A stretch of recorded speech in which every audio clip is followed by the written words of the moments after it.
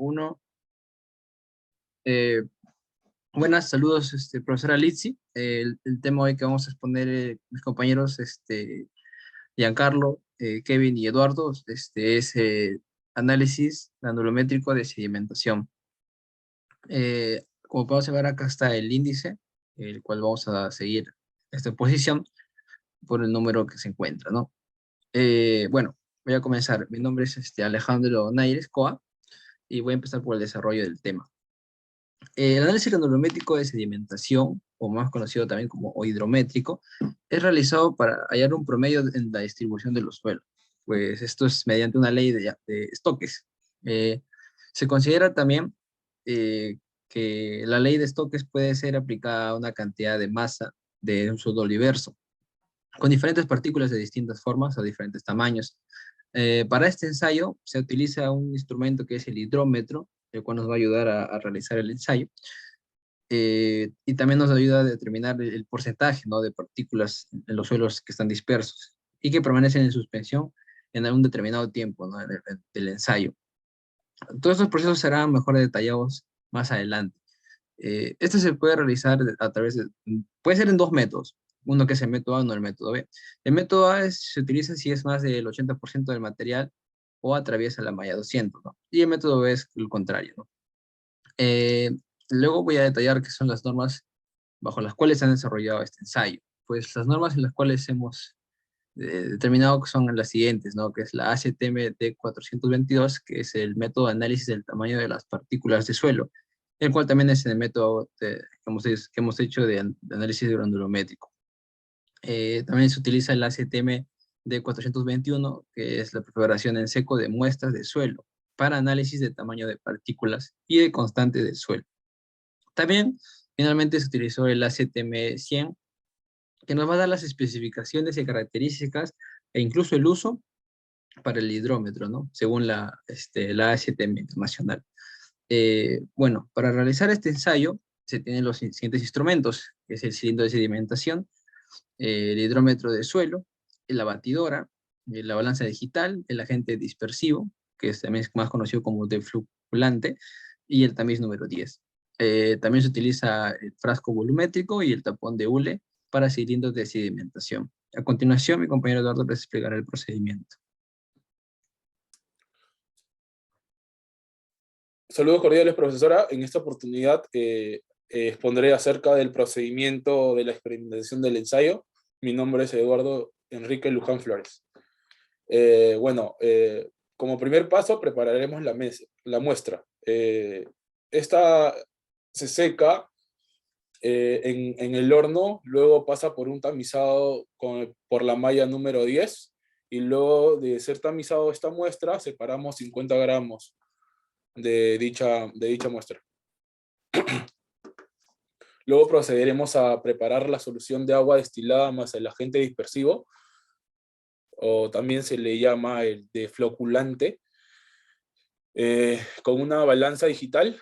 Pesamos 5 gramos de defloculante, separamos luego 125 mililitros de agua destilada y vertemos el defloculante y lo mezclamos con el agua. Ya, luego procedemos a realizar la mezcla de la solución con la muestra. En esta parte combinamos la solución con la muestra, dejamos reposar para que el defloculante penetre en la muestra, y bueno, esto va a depender, ¿no?, del análisis con el material que usemos. Por ejemplo, en arenas se reposa en promedio de 2 a 4 horas, y en arcillas se reposa 24 horas en promedio. Luego procedemos a batir la mezcla. Vertemos la muestra ya reposada en el cilindro de la batidora, añadimos 125 mililitros de agua destilada y batimos. En cuanto al tipo de muestra que se utilice, va a variar para arenas en un promedio de 3 a 4 minutos de batido, y para arcillas durante 15 minutos. Luego vertemos la mezcla en el cilindro de sedimentación, como se puede ver en la primera imagen de la derecha. Luego limpiamos con agua destilada los restos de las mezclas que se quedó en el cilindro de la batidora, y vertemos ese acumulado en el cilindro. Luego añadimos agua destilada en el cilindro hasta completar los 1000 mililitros. Colocamos el tapón de hule en la parte del área superior, en la boquilla superior del cilindro, para continuar con el batido. Este se debe hacer aproximadamente por 1 minuto y en este tiempo estipulado debe haber unos 90 ciclos. Luego colocamos el hidrómetro e iniciamos la toma de datos y bueno, en cada lectura se leerá la temperatura también. Luego calcularemos el peso específico relativo de los sólidos mediante cálculos y finalmente tenemos que tener en cuenta que tomaremos datos de la lectura del hidrómetro solo con agua y también solo con agua y desfloculante. Gracias.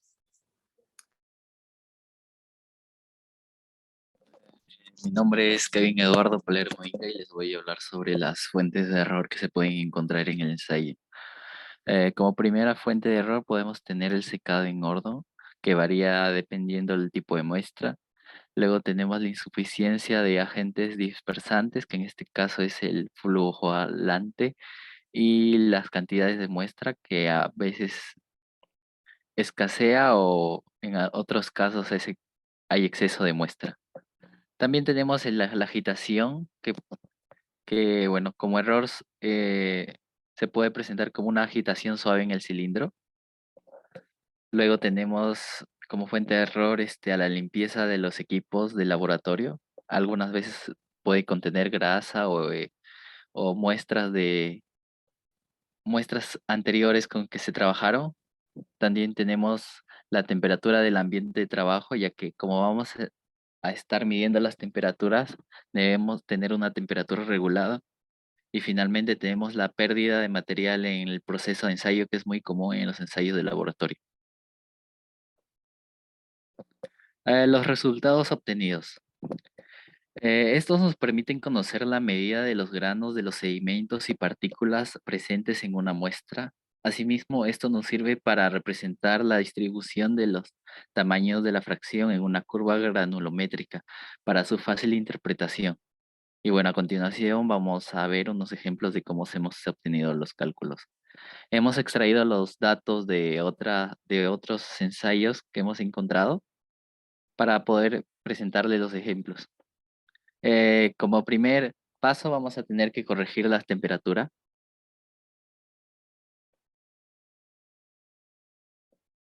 Con la corrección de la temperatura tenemos la columna 3 rellenada. Y bueno, luego tenemos que guiar la lectura del hidrómetro corregido y con eso obtenemos los datos de la quinta columna. Luego vamos a tener que hallar la corrección por gravedad específica, que es A, y con A podemos hallar el porcentaje de más fino. Y bueno, con el porcentaje más fino podemos rellenar los datos de la columna 6.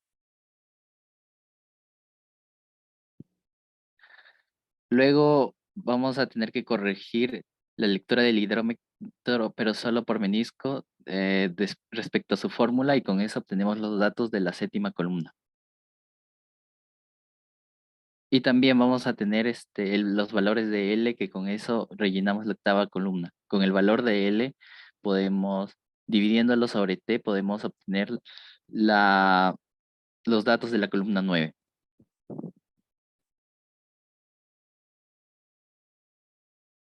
Luego, en función de la temperatura y el peso específico de los sólidos, podemos hallar K y con eso podemos rellenar los datos de la columna 10.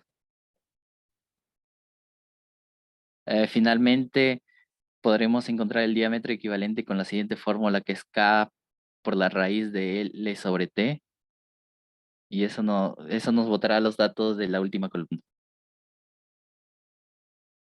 Bueno, aquí tenemos ya la tabla de datos completada a partir de los datos que extraímos de otro ensayo.